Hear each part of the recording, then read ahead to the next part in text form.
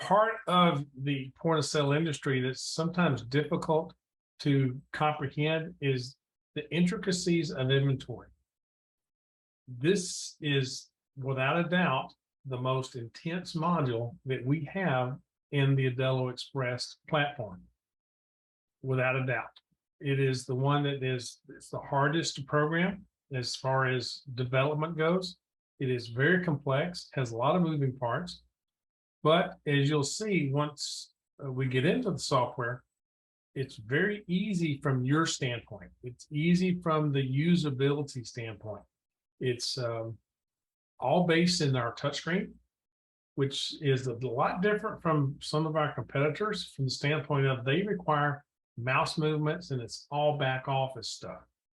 So mouse, keyboard, and back office. We're taking a different approach. If this is the Aldelo Express platform is supposed to be able to be run on a one device install, that is on an iPad.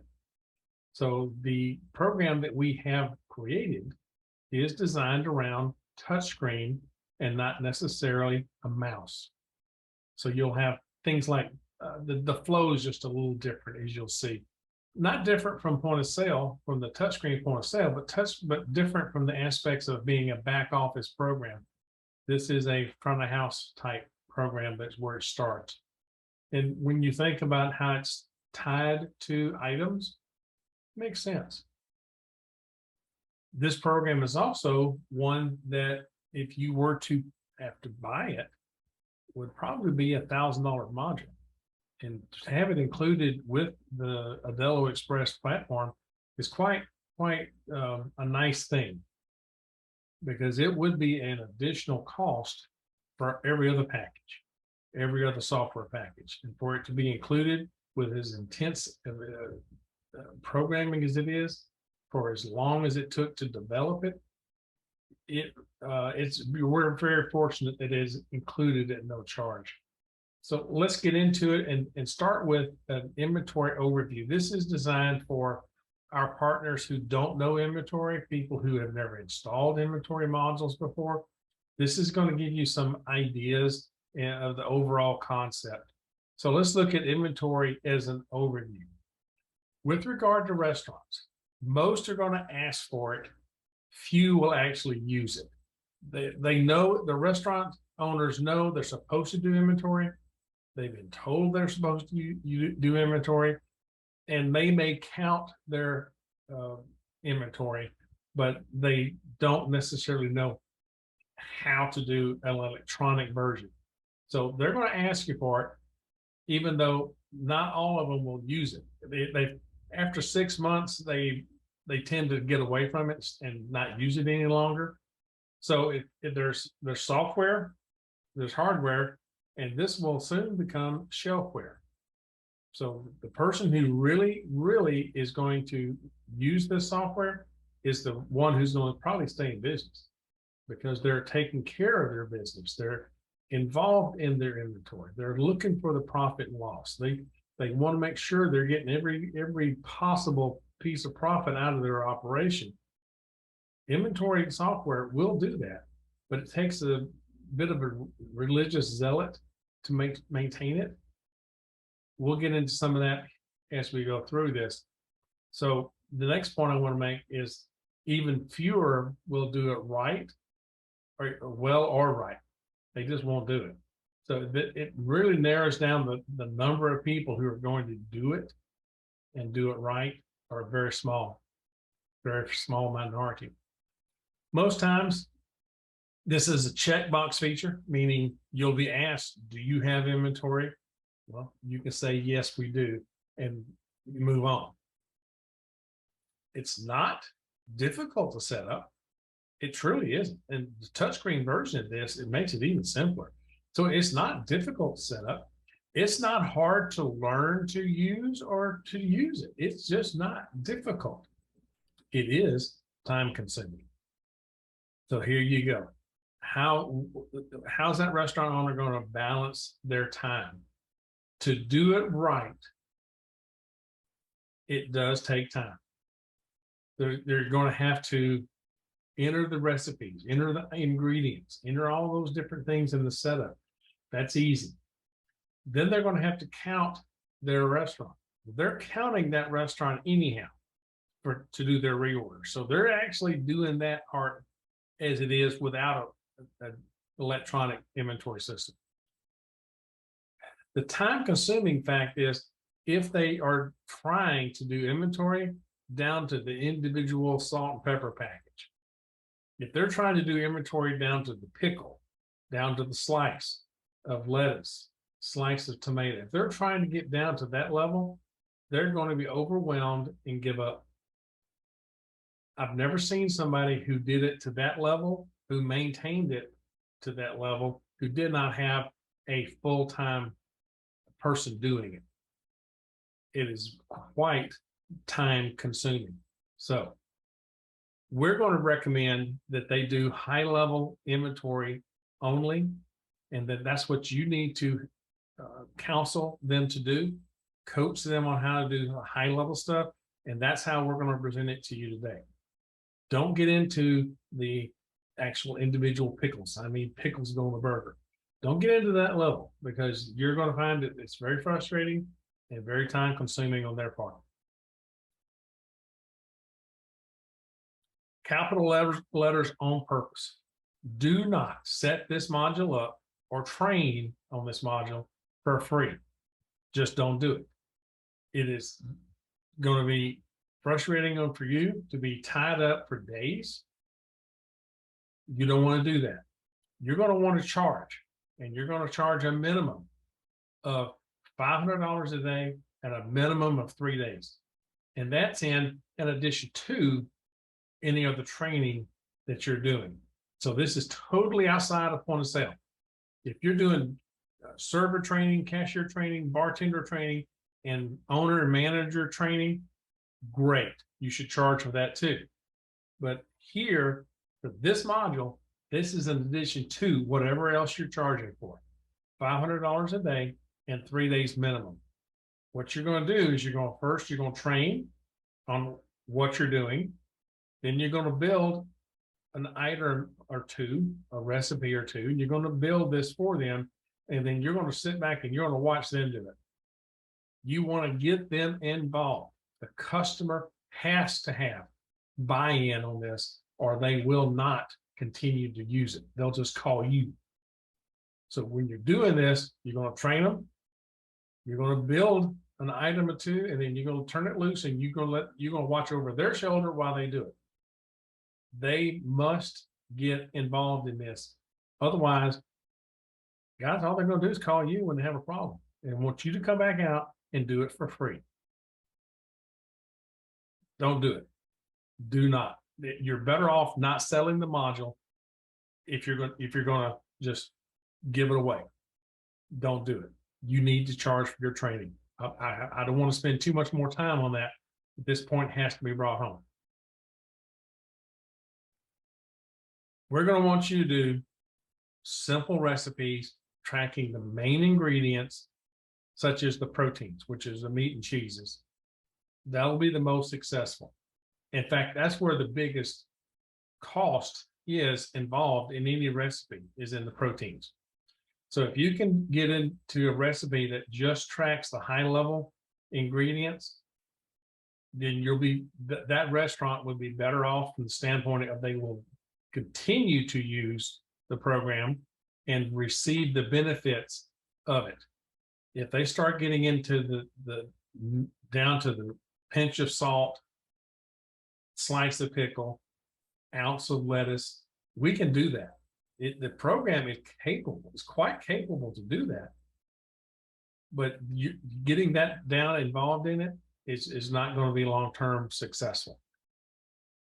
So think about it. From the burger, you're going to track the bun, the patty, and if it's a cheeseburger, you're going to track the cheese. That's the simplest thing to do, and that's what we're going to focus on today. We'll show you how to make that happen.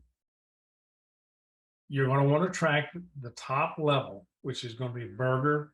You'll want to do bun, patty, and if it's a cheeseburger, do cheese. You don't want to get into the ounces of lettuce, slices of pickles, slices of tomato. The system is quite capable and can do that. There's no doubt the system can be set up to do it. But for the long-term benefit of the customer, start them off with the high level inventory. And then if they get that good, that they are consistent with that, if they want to expand into the other level and get down into the pinch of salt, they can do that later. Start them off on the high end and just track the proteins and the main ingredients. That's where the cost is here. So let's get this under control first before you get into the other end and the granular level. Quick service restaurants, they count their proteins daily and everything else weekly. Now, this is just a general overview. There are going to be some differences. Some people do it different, but quick service counts proteins daily, everything else weekly. Table service counts their proteins weekly and everything else monthly. They do their orders based upon these different counts. A lot of quick service restaurants just don't have the square footage in their storage areas to maintain a week's worth of product. So they will want to have a faster delivery and a faster turn. Is all this worth it? Well, the National Restaurant Association says that the proper use of an inventory program will reduce food costs by 2%. So even in a small restaurant doing $500,000 a year, that's a $10,000 savings or a $10,000 additional profit. So yes, it is worth it. It's just a matter of time to set up and to use it.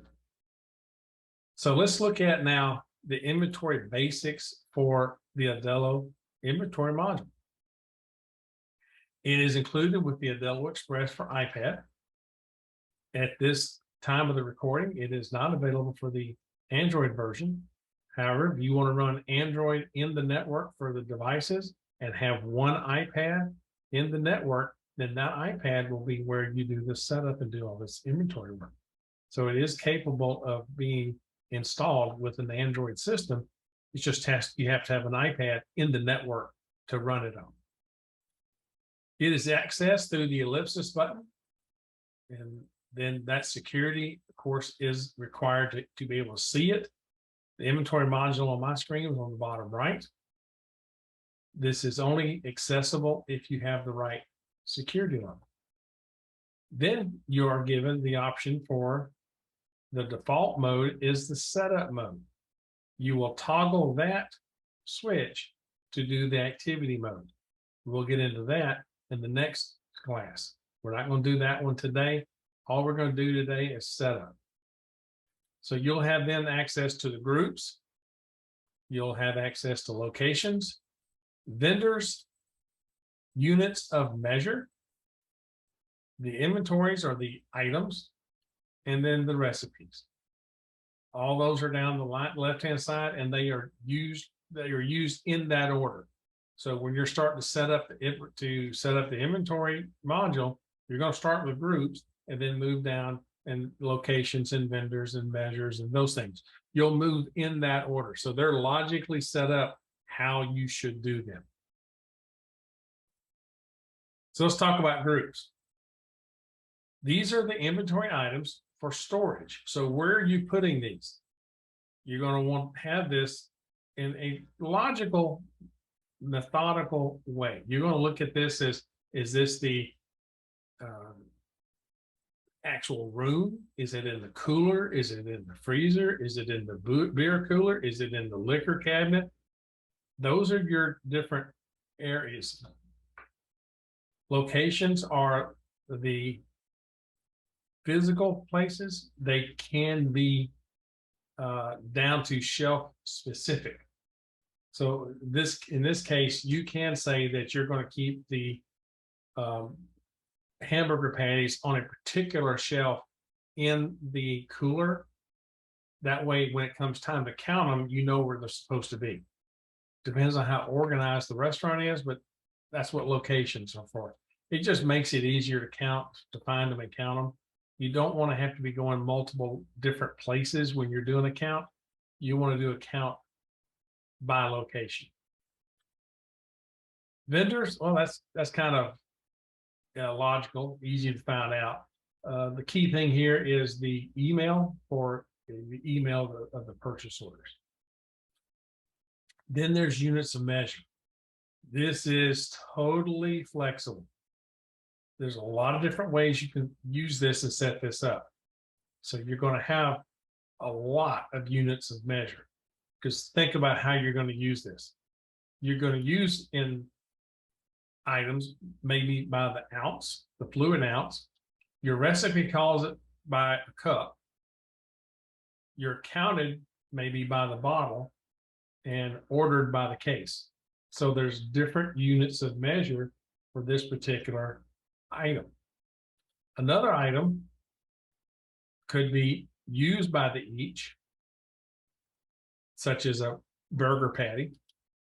The recipe would be a single or a double, so 1 or 2, counted by the package. So a pack of burgers could be 8 packs, 8 in a pack, but then you buy them by the case. So all those are different units of measure. Then think about maybe cheese. Use it by the slice. Your recipes by the slice. You may count it by a whole slab of cheese, and then it's ordered by the case. So whatever you're using that in that item, how are you using it, how you count it, and how you order it. Those are your units of measure. One more example is use for batches. You're going to use it by the half cup. If you're creating a batch of spaghetti sauce, you're going to use maybe a half cup. But your recipe is a batch where you make it by the gallon. You may make 5 or so gallons out of that. So you're going to count it by the gallon. And then you order it by individual ingredients. So you're going to order the items for that batch by how many tomatoes, how many cans of tomato sauce, how much garlic. Each individual item is then ordered or for that batch. Inventory items. That's what the individual items are.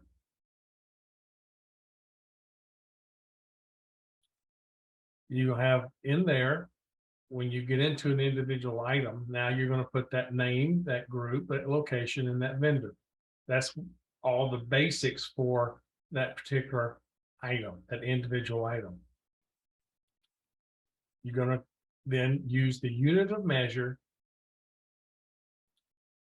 for counting and for the recipe. You're going to have the reorder level, current stock, current price, and then the current stock value.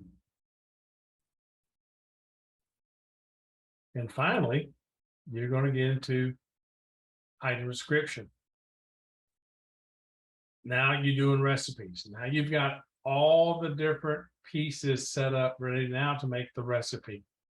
You've created the inventory groups of being dry goods versus cooler versus meats versus cheap. You have those different groups. Then you've got the locations of those items where they're inventory. You then have the vendors now created for who you're buying it from. Units of measure and the individual items in the inventory. You've got all that set up. Now it's time to enter in your recipes. These are now connected to a menu item that's already in the menu, or that's already in your database. So to create a hamburger recipe, you must start with the hamburger item that's in your point of sale. This is where they link together. You do have menu item recipes. You have modifier recipes that can then be linked to a modifier, which is linked to an item that's used over and over again. And then you have batch recipes. Batch recipes are when you're making larger amounts of items, guacamole, maybe salsa, chili, that's used on multiple occasions on different plates, all the different soups. All these are batches. So these are all batch recipes that would be in the system as well. I've got, for the first time ever in a class, you've got some homework to do. And that homework is set up one linked recipe for an item in your demo database. Only way you're going to learn this is by doing it. Now, I am recording this, and I'm going to post it on the Aldelo University. So you'll have this to go back and refer back to. But your homework is before the next class next week, is to set up one complete recipe for one item in your demo. Now, if you really are into this, you're probably going to do more than one, which is fabulous. But one recipe in your demo before next week's class.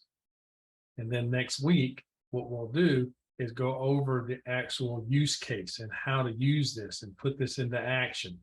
Counting, putting out, creating purchase orders, receiving items, looking at the reports. We'll do that next week. But this week, create your first item, your first recipe. All right, what questions do you have before we go look at this in a live scenario? Okay. So Doug has a question on here. If he sells a pizza place, if they buy a 50-pound bag of flour, would that be a batch recipe size and done by weight? It is a batch recipe. Mm-hmm. You know, I wouldn't necessarily do it by weight unless you're weighing each one of your pizzas. That wouldn't be the direction I would go, but it is an option. But yes, that would be a batch recipe. Yeah, you'd create the batch of dough, and that dough then would be stored, some stored in a refrigerator, and they take a cutter and they cut out a piece of dough, and then they do the flattening out or whatever, run it through the machine. But they make the dough in a batch, and then they use it for the different sizes. In your question, you're talking about a 12, 16, 8-inch, 18-inch pizza. Correct. Each one of those would have a certain portion that is taken out of the batch. See how it gets complex in a hurry. There's different sizes of the dough. There's going to be different amounts of the sauce, and more ingredients the larger you get. And then in some situations, double meat doesn't necessarily mean double the amount. It may only be 3/4 the amount of the original. So double meat would be 1 3/4 servings and not 2. It depends on the recipe of the individual restaurant. Then what I'm going to do is I'm going to switch from the PowerPoint presentation over to my iPad, and we'll just take a look at it there, and we'll just play around with it in a live scenario. What I'm going to do there is I'm going to actually take you through the steps of each step of adding an ingredient, and then put it in the recipe. We're just going to see how it looks. This will be part of your homework. So give me a second here, switch over. All right, let's see. Now you're looking at my iPad. We're going to use my coffee database today so we can play around a little bit.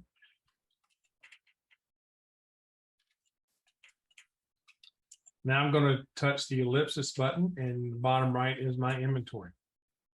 So here you're looking at my groups. I've got groups for beer, dry goods, liquor, proteins, and vegetables. I am going to add a meat item, so I'm going to use my protein group when I get down there. My locations, I have dry storage, cooler, and freezer. Obviously, more would be in different locations, depending on what the item is. You'll have more here. I've got a short list of make-believe vendors. Units of measure. And then inventories. These are the individual items. Ingredients, if you will. I've already got a sandwich bun that I've created before when I was playing around with it. Now we're going to add in a case of 1/4 pound patties. So inventory. Regular inventory. This is the individual patty. If you have an alternate name, you can use that. Inventory group now pops up, and what group is this? It's in the protein group.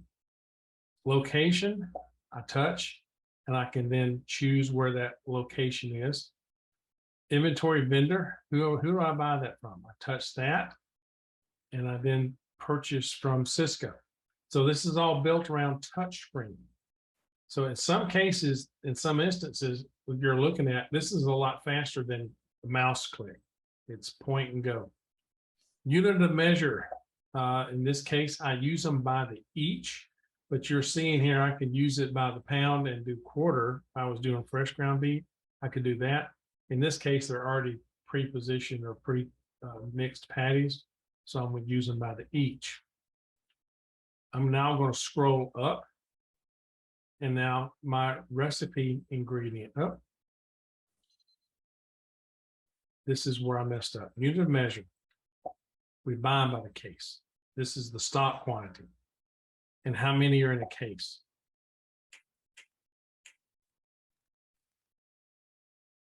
Here's the recipe. They're by the each, and there's one each. Reorder stock quantity when they drop to. What is your reorder point for this?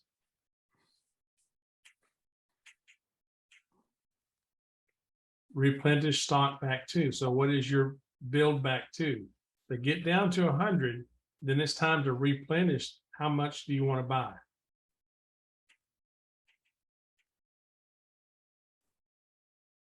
Current quantity on hand and stock unit cost. What does it cost me per patty?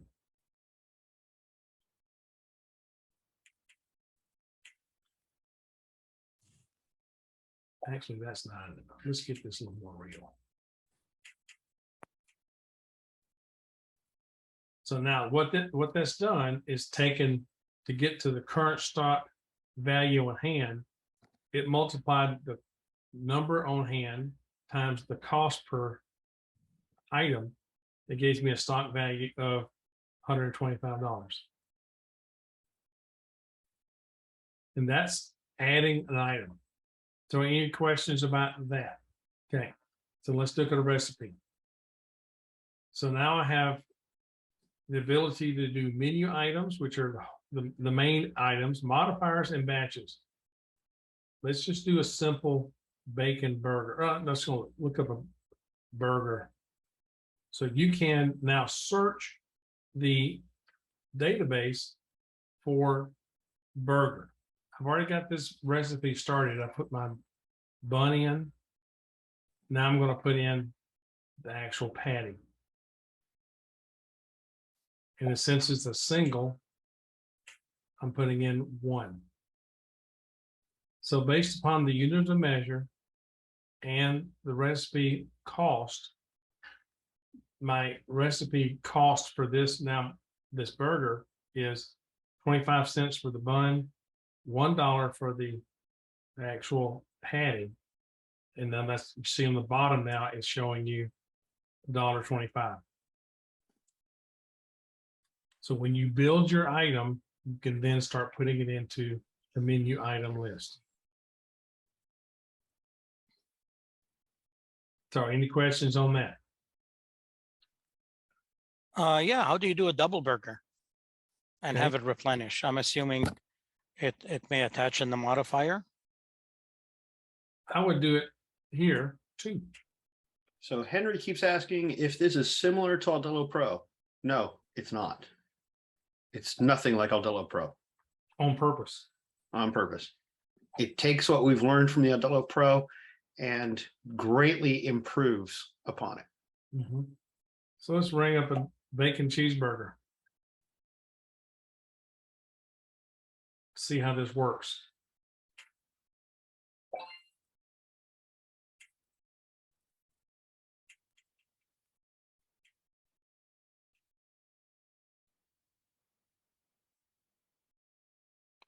You'll notice that I rang up 1. The recipe deducted 1 from inventory, and our current stock on hand is 124. So it deducted 1 there. Buns, I had 200, and I've now deducted 1. So it is absolutely working correctly.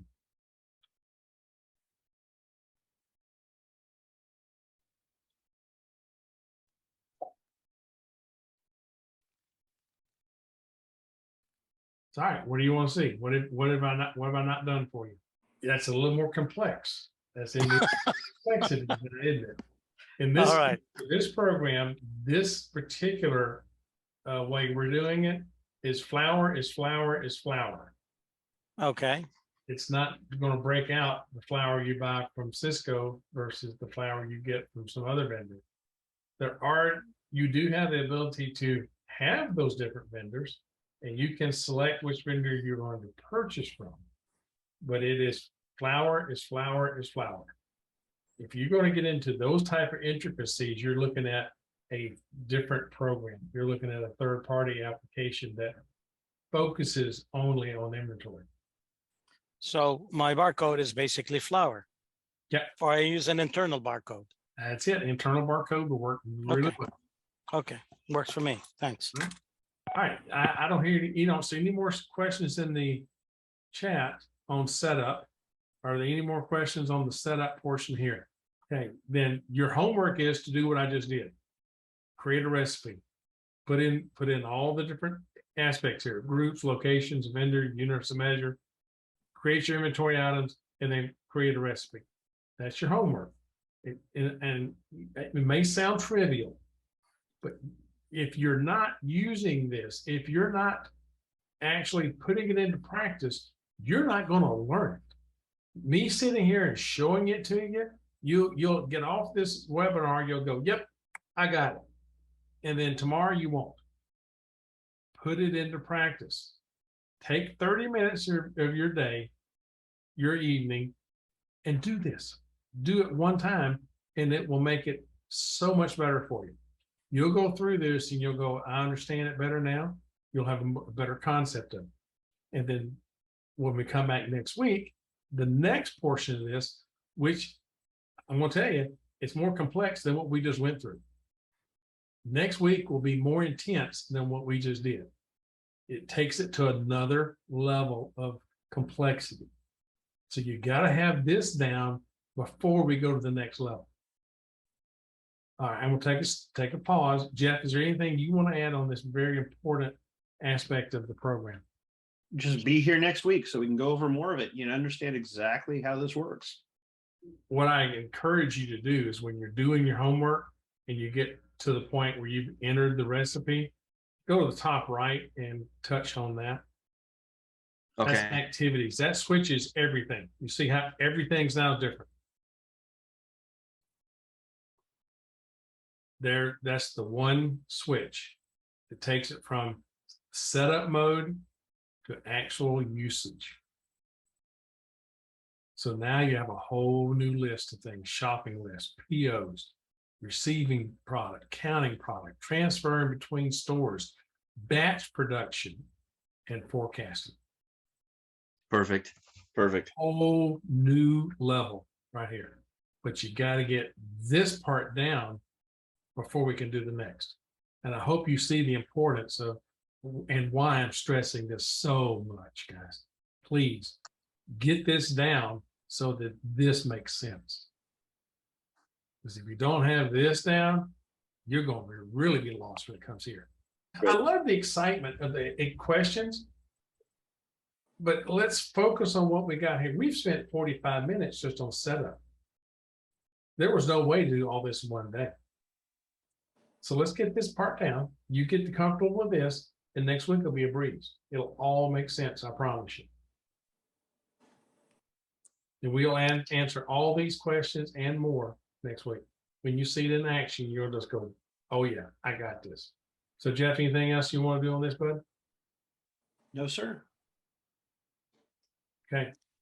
And yeah, when you're creating a recipe, there is a way to copy from one to another. You do copy the recipe.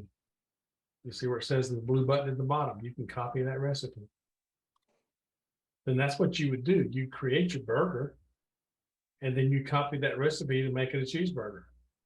And you copy that recipe to make a bacon burger. And you copy that recipe to make a bacon cheeseburger. You're going to copy that recipe. Once you have that base recipe done, you're going to copy it. Makes it a lot simpler, a lot quicker. As long as your ingredients are priced right, when you make that copy, those costs, as you see here, they move That's over correct. with you. That And is then you correct. add that next line, you add that next ingredient. If you're making a bacon burger, you're gonna then copy that and then add cheese to make a bacon cheeseburger. So you just have another line of the ingredient. And obviously, as you go back in inventory and you are receiving product and the prices change, all your recipes change. That makes it really simple for a restaurant then to go through their recipes here, look at the recipe cost and cost out their menu, which they really should be doing that more often than they are.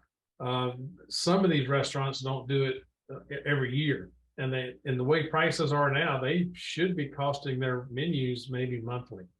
And when you're in a situation where inflation is taking your cost up so high, so quick, you probably should be costing your menu once a month. So do you understand what costing a menu is? You may have to change the prices on your menus. So Right. costing a menu is actually taking a printed copy of your menu and going down through here by recipe, looking at the cost of that recipe, then looking and doing a division to see what is your food cost for each of those items. And if you're not making a 60% profit or better, you should then adjust your prices. That's Makes costing a sense. menu. All right, guys, I think we've slowed down. Anything in the chat I've missed, Jeff? It's good questions, but it's a lot of stuff we got to cover next week, guys. I'm not trying to dodge it, guys, but I know how salespeople are. Your attention span is probably already gone. And it's a Friday. We Yeah. already know you guys want to go do other things. What?